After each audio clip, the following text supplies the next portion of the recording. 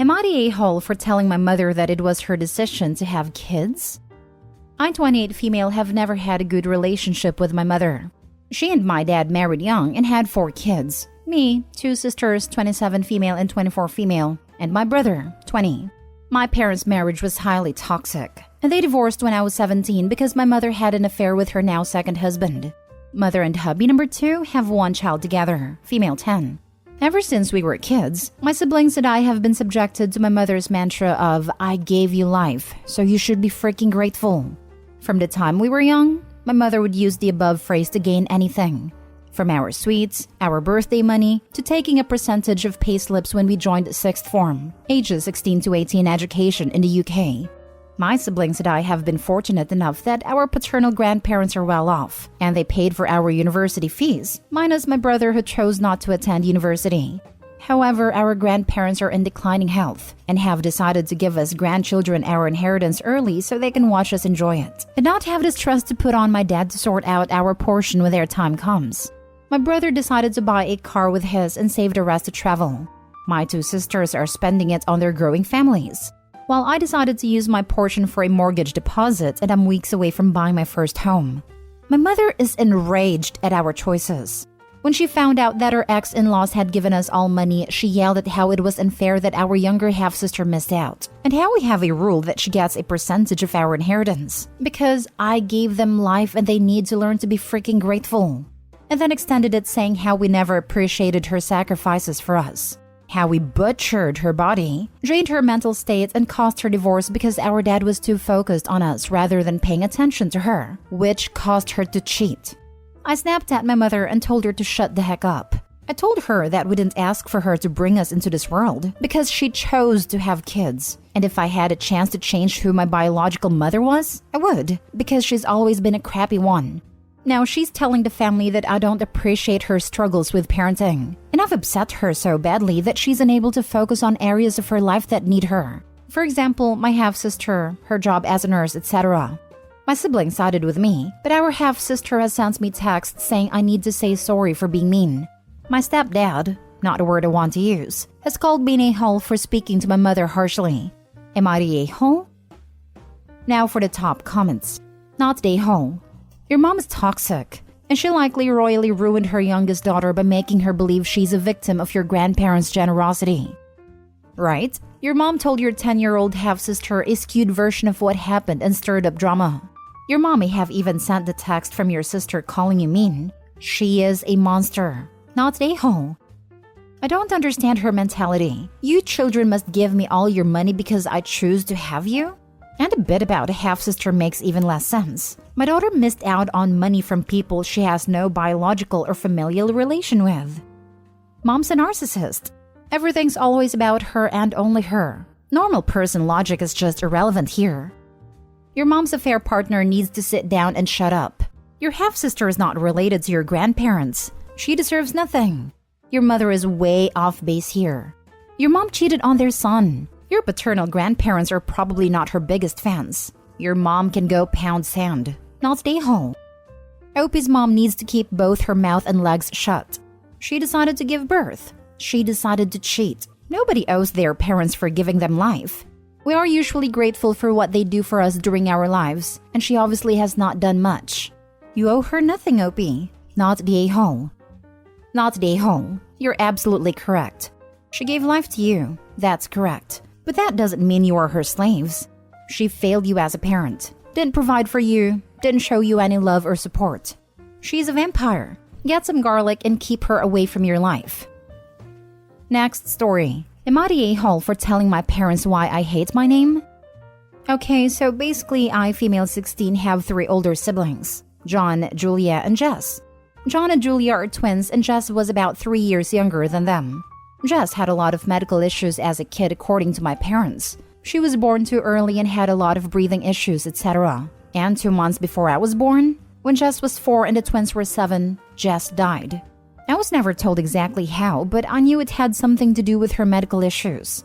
My parents were distraught and when I was born I was named Jess, after my older deceased sister. See, the issue was that being directly named after the dad-daughter starts up problems. My older siblings refuse to call me by my name. They call me by my middle name or just don't refer to me at all. And as a kid, I always wanted to be friends with them. But they're a good 7 years older and have apparently already bonded enough with the original Jess that they don't really want to interact with me. My parents are even weirder. They put photos of original Jess on my birthday and look like they're about to cry whenever they say my name. They constantly bring up Jess. If I get a bad grade, they'll go on about how Jess would have done so much better. Or if I said I was feeling sick, they told me that I couldn't be as sick as Jess was and to stop faking it for attention. Don't even get me started on my parents' friends because they just keep giving me weird looks. I can't live out the shadow of original Jess, which sounds horrible but honestly it's true. A few days ago, my mom got a letter from my old school where they used the nickname Anna, my middle name, and my mother blew up on me. She called me ungrateful and said I was ruining my sister's image and good name and destroying her soul or something. And I blew up on her too, explaining why I hated using the name Jess and how it was stupid naming me that, and how I can't keep living in the shadow of a kid who died nearly 17 years ago. Harsh, I know, but I was so angry. My mom, dad, family, friends, and even my own friends are telling me that I'm the a-hole here, that I shouldn't have gone off on her, but my siblings are saying that I said what needed to be said. And to be honest, I like having their approval. So am I the a-hole for telling my mom why I hate my name? Edit. Reading the comments, I do have to note that I love my parents. They've been great parents except for the name thing. I don't really want to go no contact because they really are great parents. Like them moving across the country for me because I found a performing arts school. But honestly, I understand my siblings as kids not wanting anything to do with me. If I was in their position, I wouldn't want to either. And also, all the names are fake. My name isn't actually Jess, but I do appreciate all the J-name jokes. Not the a-hole. Not even a little bit. Honestly, I think it's super twisted that they named you after her. They robbed you of your own identity because they hadn't processed their grief. My thoughts exactly. The parents are awful for doing that. Right. Opie's definitely not the a-hole. In fact, this whole story reads like the beginning of good creepypasta or no sleep. I hope that they can find some peace and that Opie continues to use her own unique middle name. Also, good on her siblings for standing behind her on this issue. Not the a-hole. Why would anyone name their youngest kid after older late sibling? And what image does your late sister have? She died at 4. Your parents are projecting unhealthily and robbing you of your own identity. As a mother who has lost a child, I can understand using the child's name as a middle name for a new baby, the way we honor other relatives, including those who have died. A first name? No one should have expected Opie to go by that name. Next story. Am I the a-hole for cutting off support to my daughter? I, 52 male, have 3 children with my ex Tracy, 50 female, Michael, 28 male, Linda, 25 female, and Victoria, 23 female. We split because Tracy had an affair with Stan, 55 male, to whom she is now married. We never shared with the kids the reason for the divorce as I didn't want them to blame either of us. This backfired, as the kids saw their mom move out of the house into a small apartment and me keep living in the house and remarried 2 years after the divorce. So they saw me as the bad guy. Stan and Tracy let them pretty much do whatever they wanted. And I had to be the disciplinarian who made sure homework was done, appointments were made, and deadlines were met.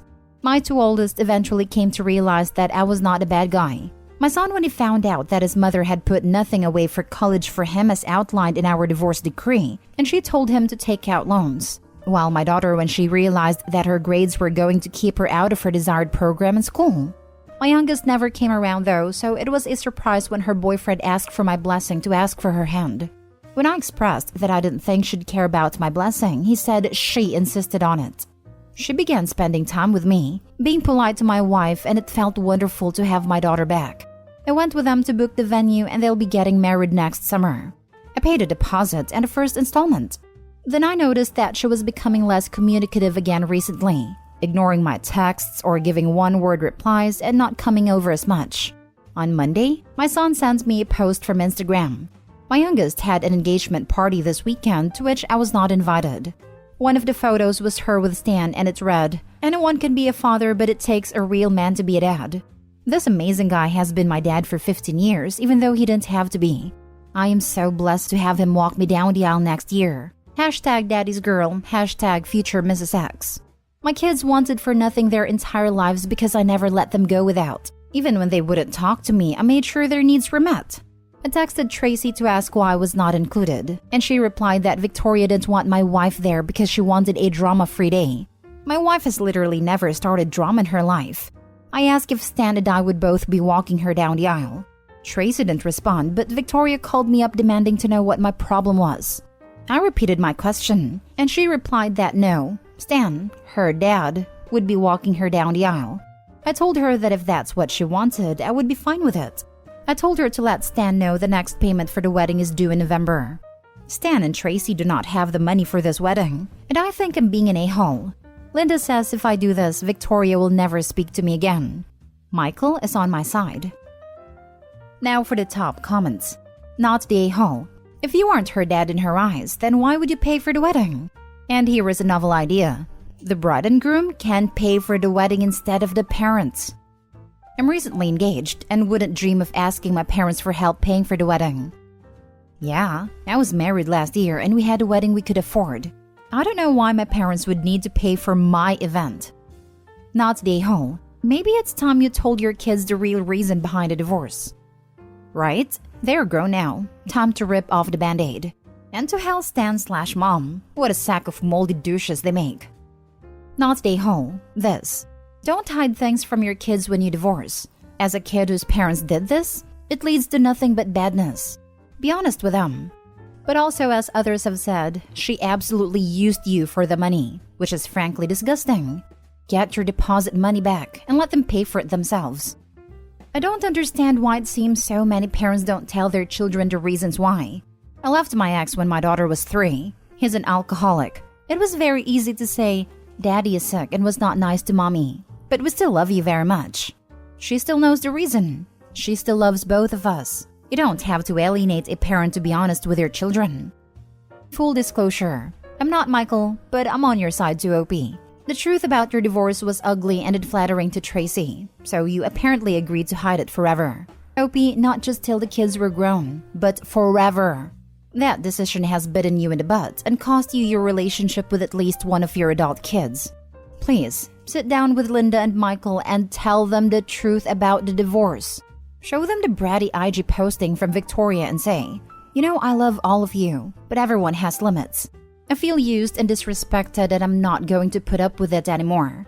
If Victoria wants to talk to me about this directly, fine, but I'm not willing to bankroll an event where I'm cast as an unwelcome stranger. Not the a-hole for keeping your money in your wallet and finding something else to do on the wedding day. Now for the last story. Am I the a-hole for asking my parents why my wedding gift was significantly smaller than my sister's? My husband and I, 28 male, 28 female, got married recently and my sister, 31 female, and I were discussing the wedding after returning from the honeymoon. We are very fortunate to have grown up in a household where my parents made very good money. They were generous with us, but raised my sister and I to be hardworking and not dependent on them as adults. My sister and I both do well financially, as does her husband, 36 male. My husband loves his job, but it is not one that has a ton of earning potential. He and I met in college, so I've always known this was his plan, and we are very happy with our setup. During my discussion with my sister, she asked me if my husband and I were planning to use the wedding gift money from my parents to do a particular renovation for which we've been saving, but I was very confused, because the gift, while extremely generous and appreciated, wasn't nearly enough to cover that. She told me how much she had been gifted, and it was more than twice what we had been given. After that, I couldn't stop thinking about why I had gotten less, so my sister encouraged me to ask, and during a call with my mom, I couldn't stop myself from asking.